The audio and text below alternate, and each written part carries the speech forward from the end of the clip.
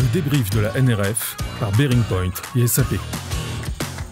Bonjour à tous et bienvenue, je suis Marion Revol, manager dans l'équipe Retail, Luxe et CPG de Bearing Point. Nous sommes le 22 janvier pour notre dernier podcast de débrief de la NRF par Bearing Point et SAP.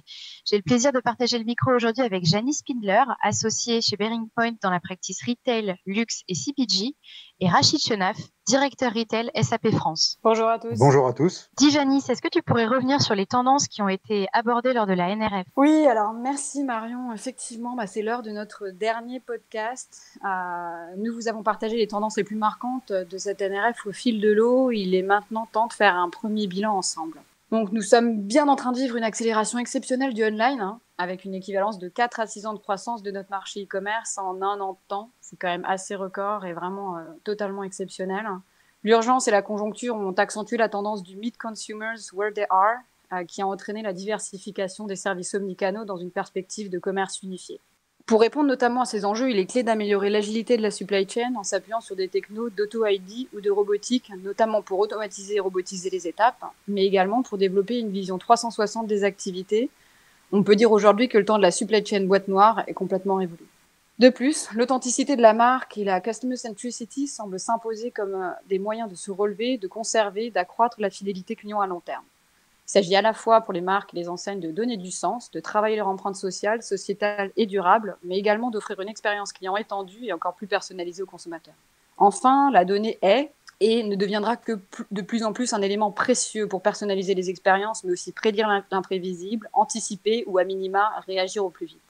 Pour conclure, le Covid a accéléré ces tendances en stimulant la transformation digitale des distributeurs de l'ordre de 1 à 2 ans et a mis en évidence à quel point les technologies peuvent faire la différence. Cependant, il n'est pas évident de rester effectivement dans la course au vu du rythme du changement. Partageons maintenant quelques perspectives sur les technologies dans lesquelles investir à l'aide de la dernière étude d'Euromonitor qui a été présentée lors de cette NRF. Dans le cadre du e-commerce, il faut miser sur le cloud et l'intelligence artificielle pour améliorer l'expérience client en ligne et miser sur la réalité augmentée et la réalité virtuelle pour offrir des immersions similaires à des immersions en boutique. Du fait du Covid, 68% des distributeurs ont élargi les possibilités de paiement digital en proposant des expériences de paiement fluides avec les digital wallets et les cartes bleues virtuelles. Les crypto-monnaies, l'IoT ou des cas d'usage de réalité augmentée virtuelle sont encore perçus comme des technologies de paiement du futur et ne génèrent pas plus que ça l'engouement des distributeurs. Quant à la livraison, les consommateurs accordent de plus en plus d'importance au prix, au suivi et à la flexibilité de planification qu'à la rapidité du service en tant que tel. Alors, ça n'est pas très illustratif du marché français. Néanmoins, 44% des clients interrogés dans le monde, et ce chiffre est évidemment surpondéré en Chine, se disent prêts aujourd'hui à plébisciter des livraisons par robot et par drone. La robotique est déjà clé pour l'exécution supply chain en entrepôt, et on en a déjà parlé. Mais cette robotique pourrait également arriver en magasin avec 60% des clients interrogés dans les grandes villes qui se disent déjà prêts à des interactions homme-machine dans leur parcours en point de vente. Concernant l'expérience en magasin, 56% des consommateurs veulent essayer avant d'acheter. Dans un contexte de crise sanitaire comme celui que nous vivons en ce moment, la réalité augmentée et la réalité virtuelle rendent possible les sièges virtuels en boutique tout en renforçant l'expérience client.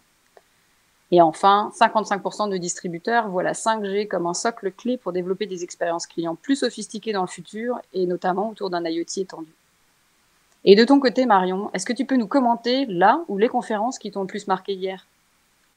Avec plaisir, Janice. Hier, il y a eu de nombreuses conférences avec des acteurs de la beauté comme L'Oréal, Sally Beauty, Ulta Beauty et Estée Lauder. On a donc décidé aujourd'hui de vous donner un aperçu de la manière dont ils ont adressé les nouveaux besoins des consommateurs liés à la pandémie, quels nouveaux services ils proposent et qu'est-ce qu'il faut en retenir. Évidemment, les marques de beauté font face à de nouvelles attentes des consommateurs. C'est le cas aussi pour d'autres secteurs. Il y a des attentes vraiment au niveau du produit. Donc, on attend des produits qui soient des produits locaux, des produits naturels, des produits respectueux de l'environnement. Et dans le secteur de la cosmétique en particulier, ça contraste vraiment avec les tendances qu'il y avait il y a quelques années autour de la cosmétique active. De plus, on a assisté à un vrai virage autour des expériences digitales, omnicanal, vers de plus en plus aussi de personnalisation. Les clients sont à la recherche de nouvelles routines beauté. Ils cherchent aussi plus d'accompagnement, plus de conseils. Et on est dans un contexte où l'essayage et le conseil, ce sont des éléments qui sont devenus compliqués. Ils ont besoin d'essayer le produit comme ils le faisaient avant en boutique. Et ils ont besoin aussi de plus de flexibilité pour se procurer ces produits avec les limitations qu'on a aujourd'hui. Comme tous les distributeurs, les marques de beauté doivent donc s'adapter à ces nouveaux modes de shopping et à ces nouvelles attentes des consommateurs.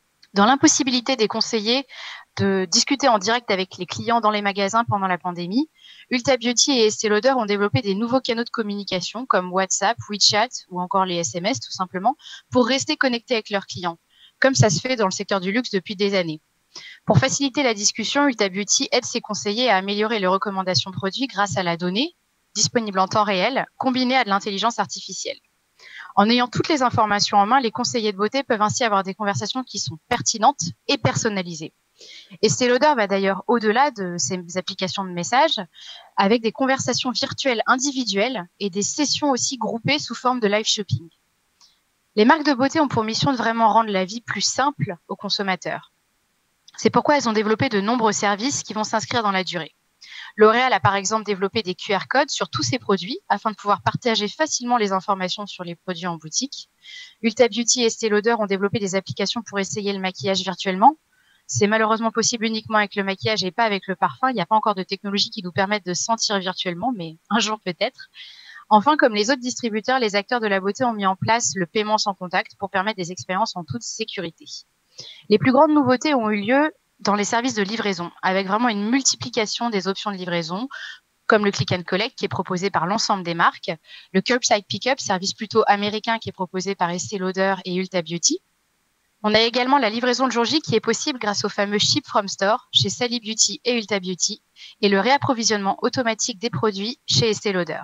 En conclusion, le monde de la beauté ne fait pas exception et doit s'adapter aux évolutions du retail. Ce qu'il faut retenir, c'est vraiment l'importance de rester connecté avec le terrain, même quand c'est pas possible parce que les boutiques sont fermées, pour mieux comprendre les clients et être sûr de collecter les idées les plus innovantes. Et dans tous les cas, on croit beaucoup à l'approche test and learn. Toutes les innovations ne seront pas forcément parfaites dès le début. Et on a vraiment aimé cette situation d'Estée Lauder qui dit « fail fast, fail cheap, innovate ». Certaines technologies ne fonctionneront pas. Certaines fonctionneront dans une région et pas dans une autre. Et it's okay to fail. Dis-moi Rachid, est-ce que tu peux nous parler des conférences qu'il ne faut pas manquer pour ce dernier jour de NRF, s'il te plaît? Eh bien, merci Marion. Pour ce dernier jour du NRF Chapter 1, quelle conférence ne pas manquer? Nous vous recommandons en fait 3 conférences. La première, à 17h heure française, Power Lunch, Mobilizing and Succeeding in Volatile Times. Vous écouterez 3 dirigeantes influentes, fait rare donc à préciser, et je vous encourage à vraiment les écouter. Judy McKenna, présidente et CEO de Walmart International, Sharon Leight, CEO de The Vitamin Shop, un site web de vente de vitamines et de compléments alimentaires en ligne, Mindy Grossman, présidente et CEO de Weight Watcher International Inc., qui vous expliqueront comment elles ont géré leur entreprise avec résilience et agilité pendant cette année de changement sans précédent. Nous vous proposons une deuxième conférence à 19h, Fashion Digital Transformation, avec Facebook, JD.com et TrueFit. Elles échangeront sur la manière dont leurs clients de la mode transforment leur entreprise pour répondre aux consommateurs digital. Et on l'a bien vu, consommateur digital qui est en pleine expansion et en pleine croissance. Et enfin, la dernière conférence de la NRF, Chapter 1, à 19h45, Winning through Vertical Commerce in Today's On-Demand World. Le PDG de Fanatics, marque de sport, sera accompagné d'Erin Andrew, présentateur sportif et fondateur de la ligne d'équipement Women Fan Gear, Linewear, pour expliquer comment le modèle vertical de Fanatics et ses initiatives de merchandising innovantes ont amélioré l'expérience client. Voilà encore un beau programme pour cette dernière journée.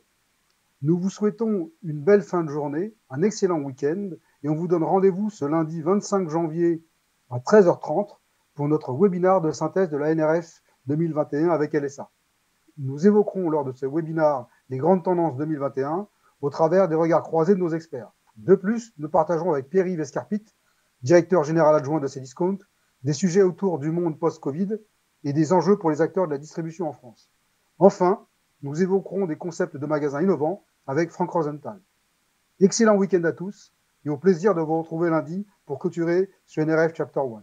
Bon week-end et à lundi. Bon week-end!